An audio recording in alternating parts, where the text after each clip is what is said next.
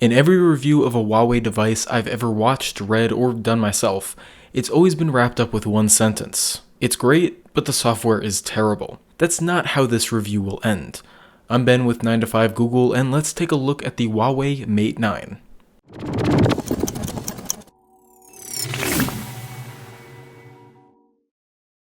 So first things first, let's talk about the hardware.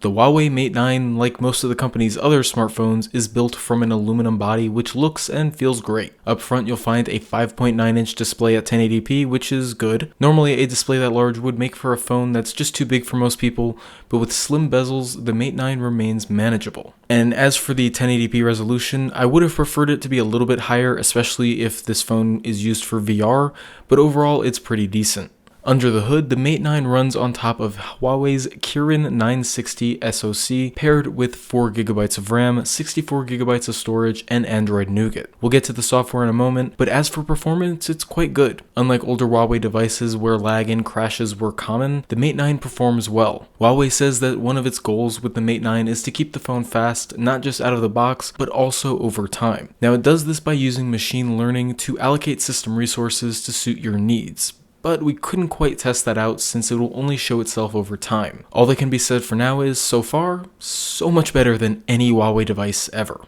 Now as for the software, finally I can say that Huawei has done a good job. The Mate 9 is the first Huawei device to launch with Android Nougat and the company's new software layer, EMUI 5.0. Now the new software is cleaner, easier to use, and just better than anything Huawei has put out before. The best way I can explain it is this: the Huawei Mate 9 feels like an Android phone, not just a really bad iPhone. Now there's still dozens of features included and plenty of bloatware too, but the Mate 9 is a step in the right direction for Huawei's software.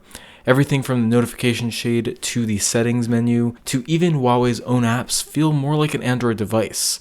It's not perfect and it's still not for everyone, but Huawei has finally created a phone where the software lines up with the excellent hardware, at least to a certain degree. Then there's the camera, another one of Huawei's key areas for the Mate 9. The company wanted to include a good camera, and they did. The Mate 9's dual camera Leica system is excellent, taking great photos with an easy-to-use interface which packs plenty of features. My only complaints come in the low light performance, which could be better, and the lack of a decent quick access option. Next, battery life. Huawei has always excelled here, and the Mate 9 is no different. Packing a 4000 mAh battery, the Mate 9 can easily last through a full day of usage. Even on long and heavy days, I never ended a day with the Mate 9 below 30%. If my usage was light, I could easily last up to 2 days on a single charge. Huawei's included fast charger promises faster charging speeds than anything else out there today, but we weren't able to test it out due to the included adapter not working in our region. So at the end of the day, is the Mate 9 a phone you should consider? Absolutely. Huawei has finally nailed a smartphone in just about every department.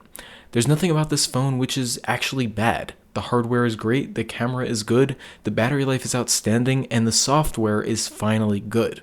It's not perfect and it could be better, but when this device does release, which includes the United States this time around, it's absolutely worth considering. You can find out more about the Mate 9 in our written review on 9to5google.com. I've been Ben with 9to5Google at NexusBen on Twitter, and thanks for watching.